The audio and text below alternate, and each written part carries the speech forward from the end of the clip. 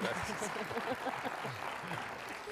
Muy buenas y futbolísticas noches, porque si ustedes de los que se resistieron a la tentación deportiva de hoy, bueno, pues como el público aquí presente, les agradecemos mucho su compañía y su lealtad a la dichosa palabra. Y si ustedes de los que están celebrando en la ciudad, bueno, pues les invitamos a que nos vean en la repetición del miércoles en la noche y en cualquier caso, pues felicidades a los Pumas por su triunfo. Lo siento a nuestro productor que me estará matando en estos momentos, pero mi corazón madridista tenía que deberle algo a Hugo Sánchez. Así que bueno, esta noche la dichosa palabra se movió unos metros de sus instalaciones habituales y vino a dar al Teatro Raúl Flores Canelo, que amablemente nos invitó esta noche para hacer el programa. Así que muchas gracias a todos. Les esperamos si todavía quieren acercarse a la avenida Churubusco 79 en el Centro Nacional de las Artes. Y sin más dilaciones, Germán, Pablo, Eduardo, buenas noches. Buenas noches. A raíz de algunas cosas que salieron en el programa pasado, mis alumnos me preguntaron acerca de la relación entre el término historia o del concepto de la historia como ciencia, como disciplina rigurosa, que quiere averiguar acerca de lo hecho por los hombres en el pasado y sus implicaciones. La palabra historia viene curiosamente de la palabra ver. O sea, historia viene de una raíz muy antigua que quiere decir ver.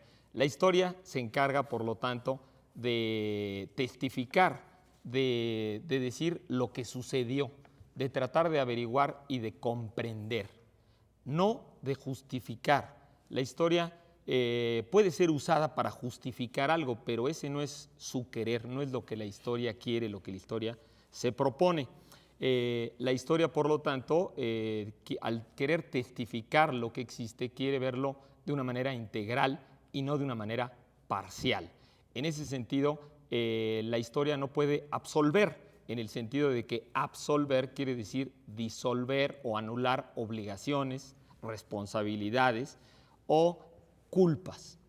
En el caso también de la historia como comprensión, y de la historia como integración de la realidad humana, hay que ver a los personajes y a los acontecimientos y a los actos de una manera integral. Por ejemplo, en el caso de Fidel Castro o en el caso de Alejandro Magno, pues por supuesto, a mí me gustaría vivir en un mundo sin dictadores de izquierda, de derecha o sin presos políticos. Pero igual que estamos con la película de Alejandro, que hizo crímenes, actuó y hizo cosas abominables, también hizo cosas muy elogiosas y muy virtuosas. En el caso de la Cuba de Fidel, yo solamente quiero decir que hay unas noticias que recibimos de la UNICEF que en el mundo, desgraciadamente, la mitad de los niños del mundo padecen hambre. En Cuba eso no sucede. Soy Germán Ortega, muy buenas noches. ¿Cómo les va?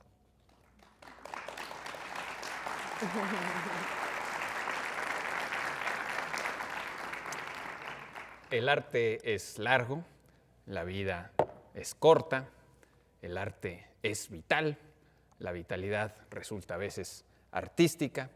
Los artistas muchas veces son pobres, los vivales muchas veces son ricos, los artesanos no son artistas y la vida no pertenece a los vivales.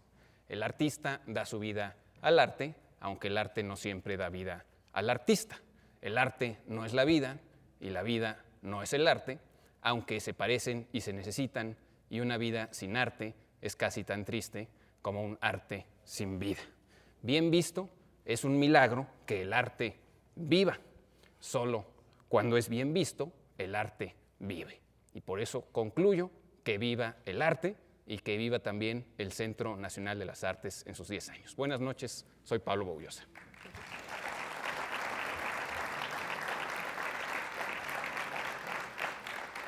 ¿Qué tal? Buenas noches. Yo traía pensada uno de los pensamientos de Pascal, uno muy profundo, pero luego me llegó un regalo de la revista Algarabía, que es esta palma, es una palma, trae su pluma aquí, y es una palma que tiene muy bonitas características, vean, en realidad, porque dice que es resistente a los virus informáticos, se puede llevar, no necesita conexiones.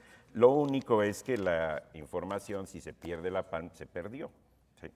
Pero vean qué buen regalo en estas cosas navideñas. Después de esta promoción de la revista Algarabía, ya considerando la fecha que viene mañana, recuerdo una frase que dijo don Edmundo Valadez, uno de nuestros grandes cuentistas, una vez que le preguntaron si creía en milagros. Dice, claro, un día me le aparecía la Virgen. Bueno, Eduardo Casar. Muy bien. Pues aquí detrás tenemos todavía restos de la ópera Amar y los visitantes nocturnos de Giancarlo Menotti, que todavía pueden venir a ver mañana al Teatro Raúl Flores Canelo, mañana 12 de diciembre a las 11:30 y a las 13:30 de la mañana y de la tarde, respectivamente. Y el telón de atrás corresponde al ballet de la Escuela Nacional Clásica y Contemporánea, que también se estuvo representando aquí hace poco. Así que les invitamos a que vengan mañana a Mal y los visitantes nocturnos y bueno, pues a las siguientes obras que se estén desarrollando aquí. Y pues vamos a empezar ya con más preguntas. Mabel Sosa llamó y nos preguntaba por Horacio Quiroga y su anaconda, que tenía una serpiente. Sí, Es la serpiente, sí. Bueno, Horacio, no por Hank Ron y su anaconda, sino por Horacio Quiroga y su anaconda. Si no por Anaconda Nacional, sino la anaconda de Horacio Quiroga. Okay. Quiroga es una de las referencias indispensables a la hora de hablar del cuento latinoamericano. Padrísimo. Horacio Quiroga, incluso yo pienso, es mi hipótesis, que el hecho de Julio Cortázar haber tomado el nombre de Horacio viene en parte por Quiroga. Quiroga ustedes lo pueden leer en una magnífica antología de Sepan Cuántos, en editorial Sepan Cuántos. Tiene ahí también un manual del perfecto cuentista, así le llama, donde da una serie de indicaciones sobre cómo es el cuento. ¿Es un decálogo, no? ¿Más que un manual? ¿O Sí, es un... se llama manual del perfecto cuentista, pero son 10 puntos. Ya. Algunos útiles y otros no. Por ejemplo, tiene uno que dice, ama a tu arte como a tu novia. Entonces es muy relativo, depende cómo ande uno con la novia. Claro. Y tiene otros magníficos. En un cuento, la primera palabra cuenta tanto como la última. Hay que comenzar siempre un cuento sabiendo hacia dónde se va, es decir, sabiendo a dónde se va a llegar. Y Anaconda es uno de sus cuentos que se hizo muy famoso.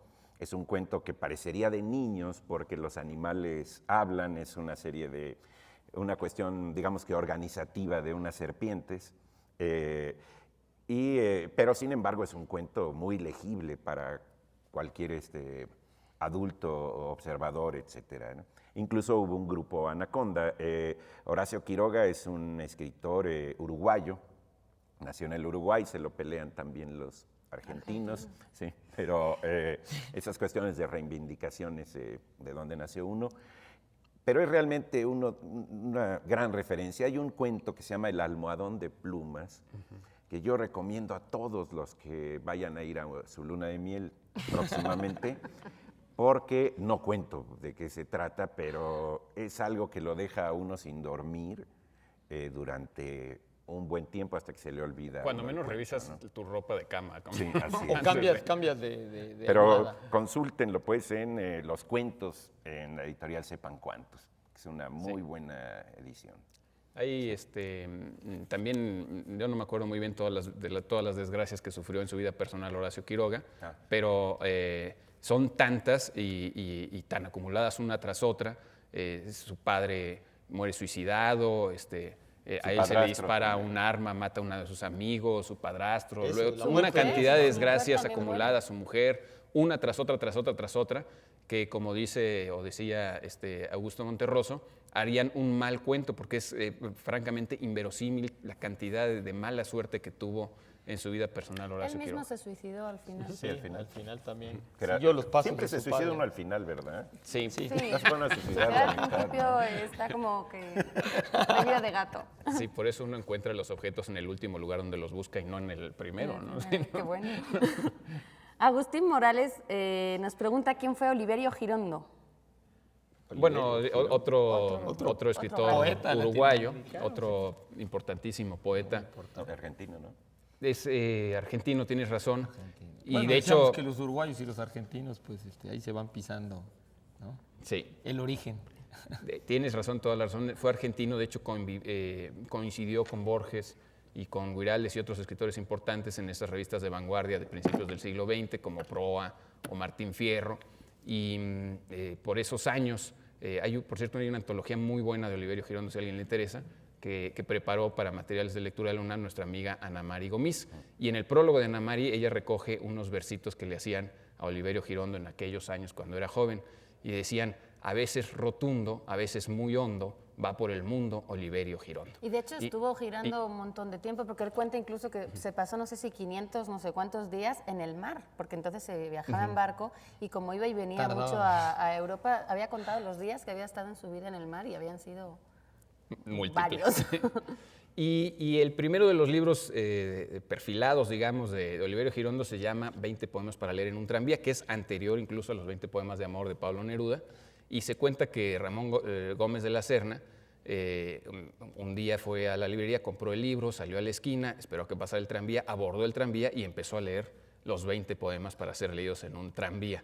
Literalmente lo tomó así. Tiene muchos otros libros, pero el libro que realmente hace pasar a la historia de la literatura a Oliverio Girondo es un libro que se llama En la Masmédula, que es un libro muy peculiar, es una especie de un libro único en nuestra literatura, porque él hace una especie de lenguaje mágico, oracular. Hay que acordarnos lo que decía Rimbaud de su propia poesía. Él decía: lo que yo hago es oráculo, porque muchas veces los poetas aspiran a devolver a las palabras este poder mágico, transformador.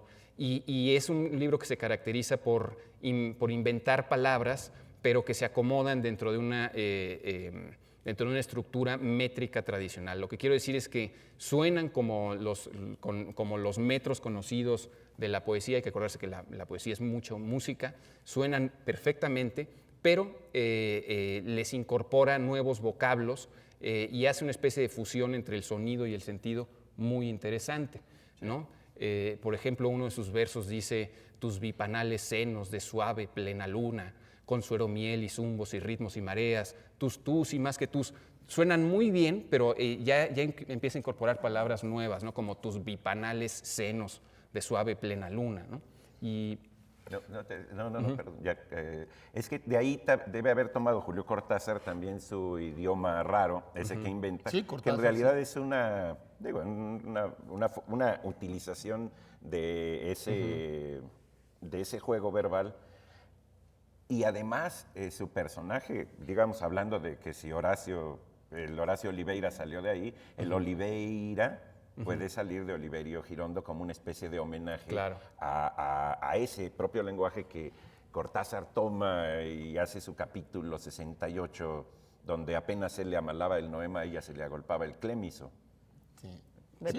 por ahí va, ¿no? Que son estos nuevos vocablos, Sí. y que es este juego semántico con el sonido, ¿no? Siguiendo todo esto, lo de Apollinaire, ¿no? Que era amigo y conoció a Apollinaire y lo admiraba mucho Tiene también. otra obra que se llama Calcomanías, que es de... Calcomanías, tiene unos sus- títulos fantásticos. De sus andanzas por España. Él cuenta mucho un viaje que hizo por Andalucía, en el que viajaba dice, en burro, en tranvía, no sé qué era, y en tren botijo.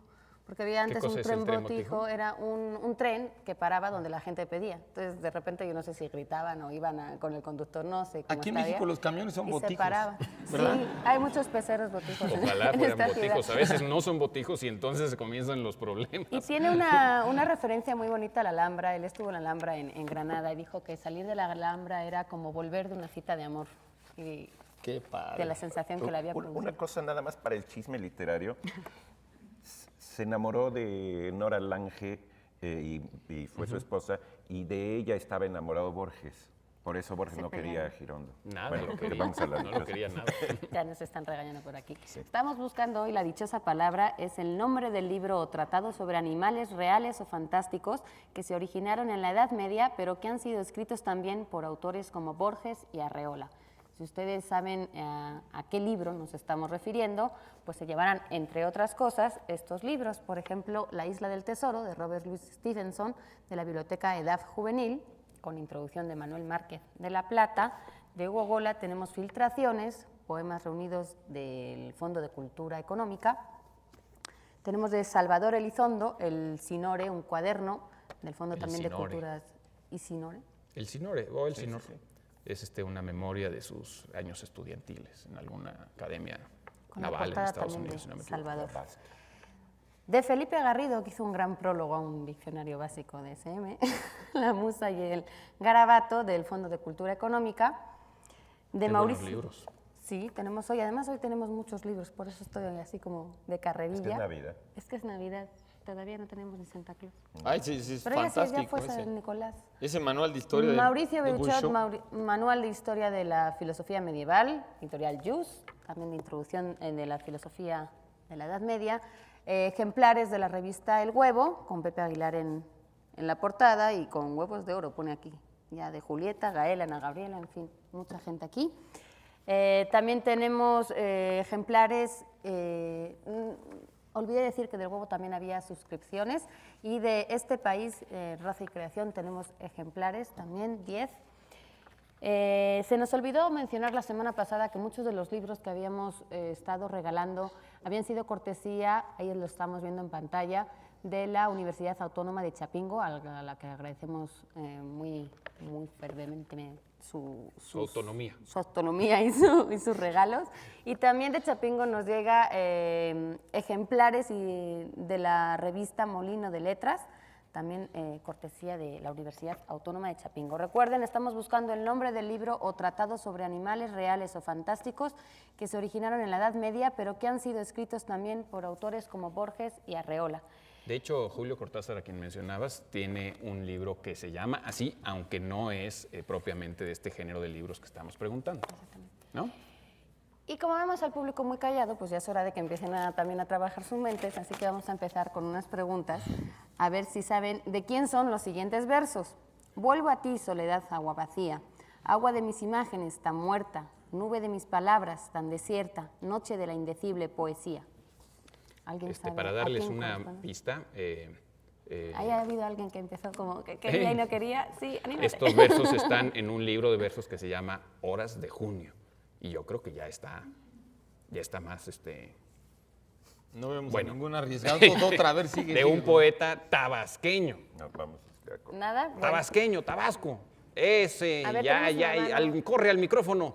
¡Corre! ¿tienes ¡Yes! tu nombre? Uno Poeta que cuan- tabasqueño. Que cuando iba No, a no su es Roberto tierra- Madrazo, lo sentimos. Otro poeta tabasqueño. Pues el único tabasqueño que conozco es Carlos Pellicer. Efectivamente. Él es. Muy el bien. gran Carlos Pellicer. Gracias.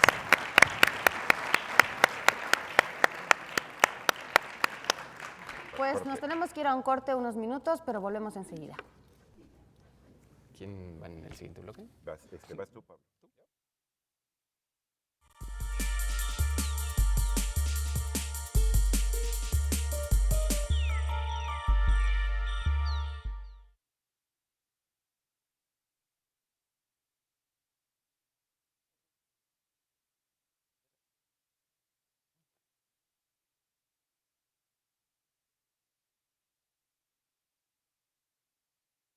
Como la bandera que tiene como tres.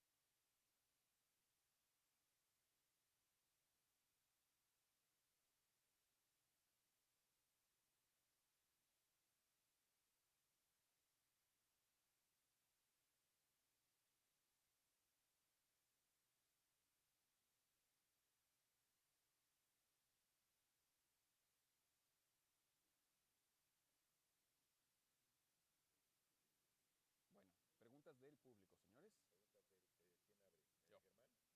Yo, si quieren. Bueno, yo llevo el bloque, pero contesto. que conteste quien quiera contestar.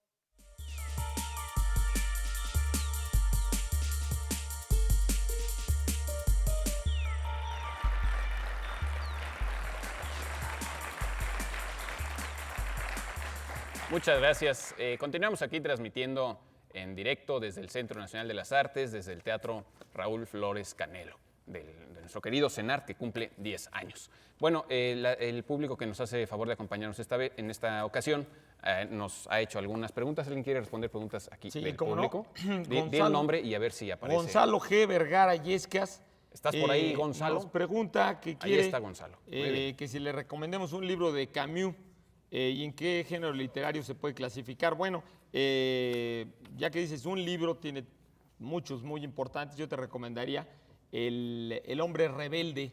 El hombre rebelde, que por supuesto es un ensayo acerca de la rebelión humana, es un ensayo filosófico acerca de la rebelión humana y del sentido de la esencia del hombre también, ¿no? Un libro fantástico, además muy para leerse en esta época. En Alianza Editorial. En Alianza y en Hay una Losada biblioteca también Camus. estaba en una edición clásica. Cuando ¿no? todavía vivía Camus había una famosísima disputa intelectual en Francia, había como los dos bandos, había los seguidores de Sartre y los seguidores de Camus, porque ante problemas muy importantes, sobre todo problemas de orden político, manifestaban cosas muy distintas y era mucho más numeroso el grupo de sartreanos de izquierda, y Sartre era mucho más un liberal y era una minoría, pero con los años también la disputa continúa y es un asunto interesante para que lo siga. Otro libro fantástico de Camus, por supuesto, es El mito de Sísifo, también un ensayo filosófico genial, verdaderamente. La caída, en fin. Julio Fuentes nos pregunta cuál es el origen de la piñata.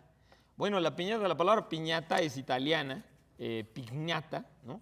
Y la palabra la heredamos los mexicanos a través de las colonias del sur de Italia que tenía la corona española y que por lo tanto pues muchas de esas costumbres del sur de Italia, sicilianas, de las dos Sicilias, pasaron a América a través de italianos. Las dos Sicilias eran Nápoles y Sicilia, si no me equivoco. Nápoles y Sicilia, el reino de las dos Sicilias, exactamente. Y la piñata, digamos, la piñata allá era exactamente una olla donde se metían cosas y se rompía, pero no se decoraba la piñata. En el sur de Italia no se decora y parece ser que la costumbre casi ha desaparecido. Todavía hay en algunos pueblos pequeños de Italia del sur existe la piñata, pero aquí se reencontró con los chinos y los chinos emigrados que venían en las colonias, sobre todo de la costa mexicana, cuando llegaron estas costumbres, fueron los que le empezaron a poner justamente el papel de China y hacerla como muchos de los muñecos y de los dragones y de las cosas que hacen los chinos, que son increíblemente hábiles para todo este tipo de manualidades y de cosas artesanales, de monstruos, dragones, y etcétera, etcétera, ¿no? Y bueno, y el significado que se le dio aquí, ya desde fines del siglo XVI, los evangelizadores tomaron todo el fenómeno chino, italiano, etcétera, etcétera, y trataron pues de darle una interpretación teológica, ¿no? Muy diversa. A veces algunos decían que eran los pecados capitales, los picos, otros decían que la piñata pues era el mundo y por lo tanto había que vendarse los ojos, que significaba la fe, o sea, la única manera de llegar y poder ciega. obtener el mundo era con la fe ciega y podías pegarle a la piñata y obtener los bienes del mundo. Otros la identificaron con el diablo, pero sabemos que los evangelizadores le dieron muy diferentes sentidos a nuestras piñatas tan fabulosas, ¿no? Cuando llevaron agua a su molino, válgala. Exactamente. Otra pregunta, Eduardo, por allá. Por allá. vamos a Bueno, vamos a decirles cuál es la pregunta especial de esta noche. Ya saben que en este bloque ponemos libros especiales y hacemos una pregunta especial, tanto creo que esta es nada más para la gente que nos ve desde su casa. Y la pregunta especial es la siguiente. ¿Dónde está? ¿Qué tienen en común Rodrigo, Casio, Brabancio, Montano y Yago? ¿Qué tienen en común todos estos personajes? Con que se acuerden de uno o dos ya más o menos se van a dar cuenta qué tienen en común. ¿Qué tienen en común? ¿Por qué Se les están pone asociados juntos? ¿Por qué vienen juntos en esta lista? Bueno, los libros que les vamos a dar a las personas que sepan la pregunta especial o le atinen, como dicen por ahí, son primero que nada este diccionario combinatorio del español contemporáneo que se llama Redes, dirigido por Ignacio Bosque, es una cortesía de SM. Las palabras en su contexto es un diccionario muy extraño, ¿no? Único en su género porque es el primer diccionario que está tomando las palabras por lo que son en combinación con otras. Es decir, te dice que por qué palpita el corazón, pero además te hace palpitar el miedo, el amor, la pasión, Está etcétera. padrísimo. Entonces es como comentábamos aquí, que podría ser, no es de ideas afines ni de sinónimos, sino es más bien de las palabras que te dan los diccionarios, ¿con qué otras palabras siempre van asociadas? Claro, yo diría que con un diccionario de ideas afines, que hay varios muy buenos, este diccionario podría interrelacionarse para hacer un fabuloso diccionario de símbolos, ¿no? De símbolos. Los símbolos justamente vienen de la interrelación entre conceptos. Sí, aunque este está más bien como sacado de bases de datos de Más con qué, estadístico. exactamente, Sí, está hecho de estadísticamente obras, sí. con qué palabras más comunes suele ir en una frase una Y palabra. está dirigido Pero bueno, además por Ignacio Bosque, que es aparte de catedrático de la Complutense, es académico de la lengua, entonces por ahí está hecho. un académico forestal parece ser, Forestal. Ignacio Bosque. Bueno, también una preciosa edición de este curioso libro de poemas en prosa de Octavio Paz, Águila o Sol, una cortesía del Fondo de Cultura Económica, una edición conmemorativa del 50 aniversario. Hace 50 años que Paz publicó este libro. Aquí viene Dama Huasteca, por ejemplo, un poema precioso. También 100 años de ópera en México, de Carlos Díaz Dupont y Edgar Ceballos, una cortesía pues, de escenología, de Conaculta y del IMBA. También de Nelly Campobello, una escritura salida del cuerpo, un estudio de Sophie Bidolt de la Calle, pues este personaje y escritora yo creo que tan infravalorada, Nelly Campobello, que es un personaje verdaderamente importante en nuestra historia artística. De la Compañía Nacional de Teatro, Memoria Gráfica, Investigación, Selección e Introducción de Jovita Millán, también del IMBA y del Conaculta, En busca de la danza moderna mexicana de Josefina Lavalle, en la colección Ríos y Raíces, también una cortesía de Conaculta y del IMBA, y La historia de la danza, una introducción de Janet Adjet Lansdale y June Leison. Déjenme nada más hacer una pequeña aclaración, soy un tonto, porque a partir de este libro de Nelly Campobello, todos estos van a ser para las personas que están aquí esta noche con nosotros en este Teatro Raúl Flores Canelo. Bueno, van a ser, si le atinan a algunas de las respuestas que les iremos poniendo, si no, pues van a seguir siendo de la producción de La Dichosa Palabra o no sé dónde van a acabar. Damos las gracias por el envío de todos estos libros, particularmente a Patricia Cardona, que es la directora actual del CENIDI, y a Rodolfo Obregón, que es el director del CITRU. Muchísimas gracias y ojalá que ustedes se pongan las pilas y le atinen, ya sea la pregunta especial, que les repito, ¿qué tienen en común Rodrigo, Casio, Brabancio, Montano y Yago? Personajes de... Ahí saben, muy bien, no digan en voz alta porque se van a llevar los libros ustedes solitos antes de que corra la voz y van a ser ustedes de los primeros que se los lleven. También tenemos preguntas, preguntas del público, por ejemplo, nos preguntan, bueno, no del público que está aquí, está bien entrado por teléfono, dice cuál es la diferencia entre pedófilo y pederasta, zambomba. Pues los dos son terribles, en cualquier caso. Eso me hace recordar una noticia. Hoy más terrible que en otras épocas, ¿no? Pues yo creo que igual de terrible, sea lo que sea. Pero había una noticia hace unos años de un acusado de pedofilia en Barcelona.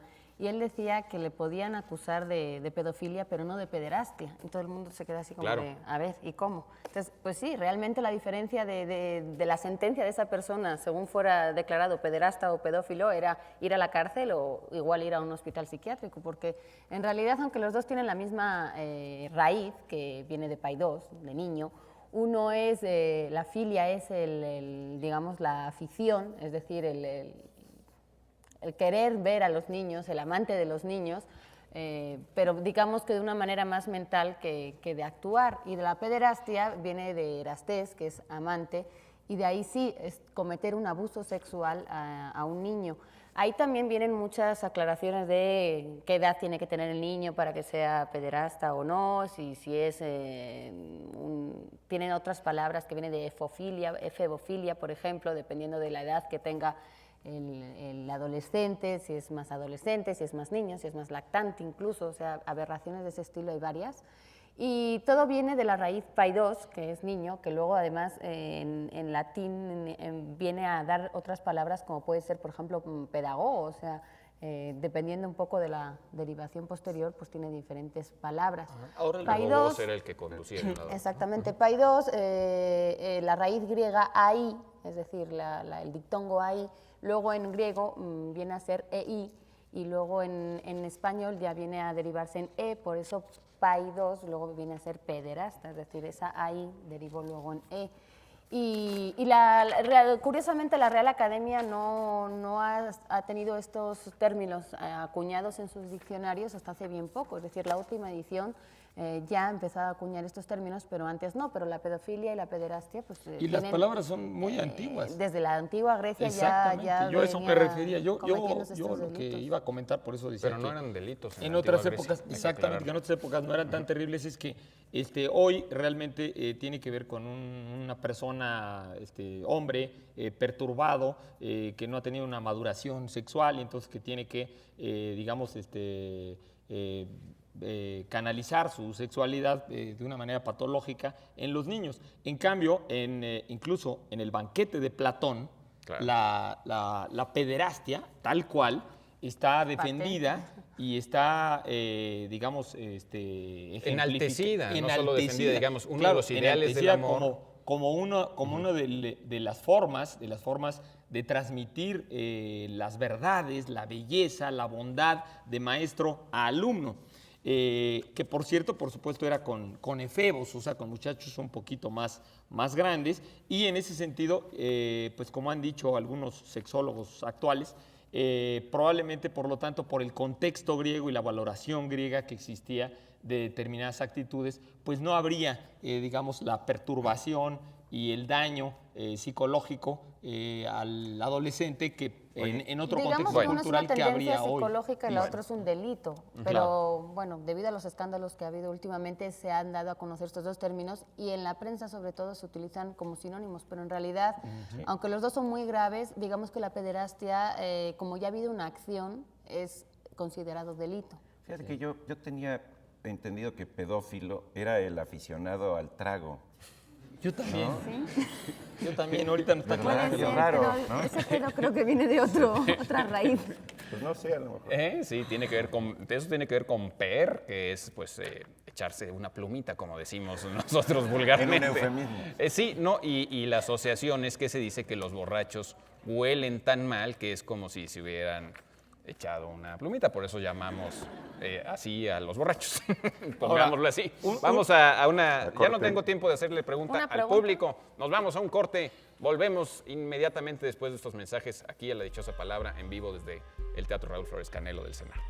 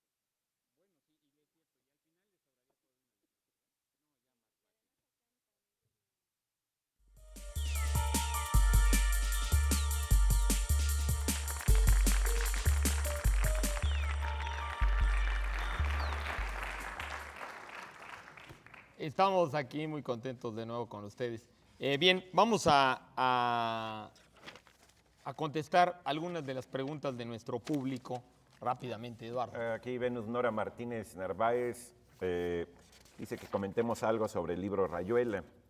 Venus, ¿quién es? ¿Ya está por ahí? Ah, ¿qué tal? Bueno, es una novela, la novela más famosa de Julio Cortázar, una novela que propone un juego realmente interesante, que es no hacer una lectura lineal del capítulo 1 al 2 al 3, sino saltándose del capítulo 23 al 78, luego al 15, de tal manera que el lector va participando activamente en la imaginación de la secuencia de las acciones, ¿sí? Es una novela muy, muy interesante, muy llena de referencias culturales, muy densa en ese sentido. Y bueno, ya ha salido aquí 2 veces Horacio Oliveira, que es el personaje central de esa novela, de Julito Cortázar. Julito. Yo leo Julito Cortázar porque le tengo mucha confianza. ¿Sí? Es como mi papá literario. Yo recomendaría también de Julio Cortázar leer Historias de Cronopios y de Famas, que no tiene la densidad de Rayuela, sino que es una vía realmente gozosa y estimulante para la lectura. La pueden leer hasta con sus niños. Sí. Ezequiel Rodríguez, aquí presente también en el público, nos hace un comentario interesante. Él dice lo siguiente: se dice que la historia enseña, y si algo nos ha enseñado la historia es que el hombre no aprende nada de ella. Cosa muy interesante. Yo diría que a veces, solo pocas veces aprende de ella. De hecho, como un comentario rápido, estaba leyendo estas semanas pasadas un libro muy interesante de Enrique González Pedrero que se llama País de un solo hombre, es la historia del siglo XIX en México. Y cuando empieza a hablar acerca de los libros que leía o de los encargos que estaba haciendo en el momento del conflicto entre México y Texas, Sam Houston, que fue el primer presidente de Texas como país independiente, entre comillas, ve en la lista de los pedidos de Sam Houston a Tucídides y a Plutarco y a un montón de autores clásicos, y hace un comentario interesante González Pedrero. Dice: ¿se puede uno imaginar algo parecido en Santana? Y pues no se puede uno imaginar, pero bueno, hasta la fecha nuestros dirigentes no han puesto el ejemplo con estas lecturas clásicas. Aquí tenemos otra. otra A ver, de Laurita. Héctor Hernández García, que también debe andar por ahí. Hola, Héctor. Dice: ¿podrían explicar si es correcto emplear la palabra gentes y en caso afirmativo que cuando se utiliza? Gentes en realidad es un nombre colectivo, de los que se llaman colectivos, es decir, agrupa ya a varios elementos. Gente significa un grupo de personas, entonces hablar de gente sería redundante, porque si se dicen que hay 3 gentes, pues evidentemente estamos hablando de que hay 3 personas, no 3 gentes, hay un grupo de gente. Pero sí hay algunos casos en los que gentes se utiliza en plural, por ejemplo, tener don de gentes, pues se utiliza en plural porque es tener un don, más bien tener la facilidad, la sociabilidad para estar con gente y para interactuar con otras personas. Y de repente literariamente se hace el uso un poco forzado de ese plural gente, pero en sí es un nombre colectivo, entonces no hace falta ponerle plural porque no se puede decir que hay una gente. El que haya gente ya implica que hay más de una persona, no se puede pluralizar en ese sentido. Qué buena gente la que nos hizo esa pregunta. Bien, recuerden, nuestra dichosa palabra es nombre del libro o tratado sobre animales reales o fantásticos que se originaron en la Edad Media, pero que han sido escritos también por autores como Borges o Arreola. Ahí está al pie de la pantalla. Y los que nos puedan responder se van a sacar estos libros, Nuevos acercamientos a los jóvenes y la lectura de Michel Petit. Esto es un obsequio del Fondo de Cultura Económica, de Víctor Keller, donde las ballenas cantan. Esto es también una edición del Fondo de Cultura. Una mujer en soledad, que habla sobre Sor Juana Inés de la Cruz, de Darío Puccini, también es del Fondo de Cultura Económica. Y tenemos también aquí varias revistas de Editorial Trillas sobre Van Gogh, sobre Manet, sobre Degas y sobre Gauguin, sobre grandes pintores. Tenemos también lotes baldíos de Fabio Morábito, del Fondo Editorial de Querétaro, del Instituto de Cultura del municipio de Querétaro. Y Pablo nos tiene ningún comentario, nada más decir comentario que es una iniciativa estupenda, que reediten este libro que dice, como dice Tony del Toro en su prólogo, ya tiene olor a clásico, un libro estupendo de poesía mexicana, y además hicieron una edición novenal allá en Querétaro, que es la que se han repartido muchísimos ejemplares, y nosotros aquí tenemos muchos ejemplares para obsequiar a muchas personas, ya que no a muchas gentes, porque luego me andan regañando. Exacto. Se digo gentes. De veras padrísimos poemas. Y bueno, por supuesto, tenemos 20 revistas de la fabulosa algarabía de esta revista, que es realmente fantástica, muy divertida, y que pueden jugar mucho y que tiene muchos paralelismos con nuestro programa. Y por supuesto, la revista también, tenemos 5 ejemplares de Mala Vida, de Mester de Juglaría. Es una revista literaria también, muy buena. Pero no es Mester de Juglaría. ¿Es de qué? Mester de Junglaría. Junglaría, porque es un juego que ellos hacen de que están en la jungla de asfalto. Ah, claro, Mester de Es una revista que se Junglaría. hace en Morelos, una muy buena En Cuernavaca, revista exactamente. que dirige Ricardo Venegas. Bien, Ok, seguimos entonces. ¿Más preguntas con- del público? ¿Preguntas al público? Pues preguntas, vamos a preguntarle algo al público rápidamente. A ver, otra pregunta al público. A mediados del siglo XIX se publicó en México un libro de poesía maravillosa que llevaba por título El Jardín Increíble. ¿Quién lo escribió? Es un sacerdote que nació en Michoacán. Bueno, mientras le piensan, Tiene casi nombre de músico. Casi nombre de músico. casi, si no hay Pero una- ponle el, mira, pregúntale ¿Qué le el ponemos? este. Ah, bueno. No. ¿Cuál? El anterior, este. Ah, bueno, compositor mexicano que a los 8 años compuso La Marcha del Sarampión por haberse curado de dicha enfermedad. Estudió con Es el cierto, es un gran dato. Paul Dukas, el del aprendiz de brujo, y dedicó su concierto para guitarra al extraordinario Andrés Segovia. ¿Cómo se llamaba este gran compositor mexicano? Y hay una calle ahí en la colonia Guadalupeín, muy importante tenemos que por la fin. cruza, que se puede llama... Al micrófono, o le acercan el micrófono, o el caballero se dirige a un micrófono. O que hable fuerte. No, simplemente que hable fuerte. Bueno, que hable fuerte. Así Perfectamente. es, perfectamente, Manuel M. Ponce. Gracias. Bueno, Gracias. Bueno, el tiempo apremia, tenemos que irnos un corte, estamos en un segundo con ustedes. Gracias.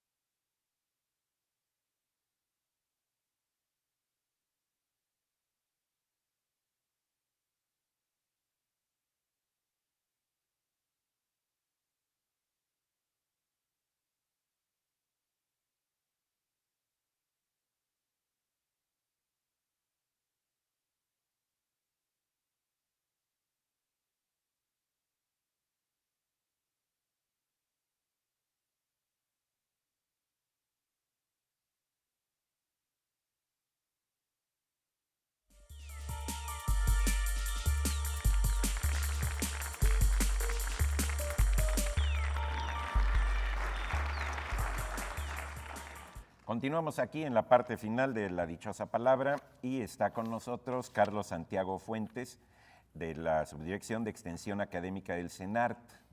Y bueno, queremos darte la bienvenida, Carlos. Gracias. Que por cierto fue alumno mío en la SOGEM. Así es. Y hace poquito tiempo. Y preguntarte, bueno, ¿cuál es la función del CENART? ¿Qué es lo que se hace aquí? Bueno, sería interesante que en un programa como este destacáramos el papel de la literatura, de las actividades de literatura en un contexto como el del CENART, que aglutina escuelas de arte, ¿no? Es decir, tenemos escuelas de danza, tenemos la escuela de danza, escuela de teatro, el CCC, que es de cine, la Esmeralda, que es de artes plásticas, un centro multimedia. Y sin embargo, ahora que están cumpliéndose 10 años del CENART, podemos hacer un recuento de que casi desde el inicio de las actividades de este centro ha estado presente la literatura mediante actividades principalmente como ciclos de conferencias, talleres, conferencias aisladas, no necesariamente de literatura, sino vinculadas con las artes, lo cual además es una parte de la vocación del Centro Nacional de las Artes, ¿no? Escuchamos mucho la palabra interdisciplina, que es polémica, pero es una de las vocaciones del CENART, es decir, poner en contacto a los diferentes estudiantes y profesionales de las artes. Y por lo visto, las diferentes personas que han dirigido este centro han coincidido en que la literatura es un terreno de estimulación estética, de reflexión, del diálogo, digamos, en la cultura general, constante, por el que pasan todas las artes desde y hacia, ¿no? Entonces, eso a mí particularmente me da mucho gusto. Y por mencionar algunos nombres, pues han pasado por aquí narradores, poetas, ensayistas, Eduardo Lizalde, Juan Villoro, tú mencionabas hace un momento, Sergio Pitol, el propio Pablo Bullosa estuvo alguna vez en actividades para jóvenes con nosotros. Bueno, son muchísimos, Elena Poniatowska, Carlos Monsiváis, Christopher Domínguez, que Pero no tiene... pongas en el conjunto de todas esas personas, por favor. Yo vine de anónimo. No, ha venido mucha gente, todos realmente... Todas esas eminencias. Sí, y bueno, ese es el gusto, Acérquense ¿no? al CENART. De tener actividades literarias en un centro de enseñanza profesional de las artes. Digamos, no tenemos una facultad de letras, es lo que quiero destacar, ¿no? Que hay actividad literaria en un conjunto de escuelas y de centros de investigación dedicados a las artes. O sea que tienen algo mejor. Perfecto. Así es.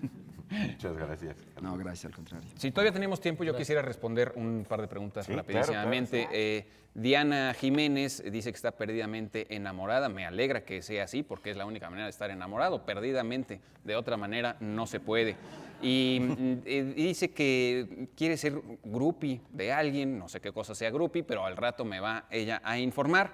Y que su mamá le encargó venir aquí a la dichosa palabra a preguntarnos qué significa muñequito de Sololoy. Un poco lo respondió Nicolás hace una semana. Nicolás Viene es de la experto en palabra muñequitos. celuloide, es de plástico, pues, de celuloide, ¿no? Por ahí viene la raíz. Y otra rápidamente, el origen y significado del término nihilismo. Esto nos lo pregunta Ruth Salguero.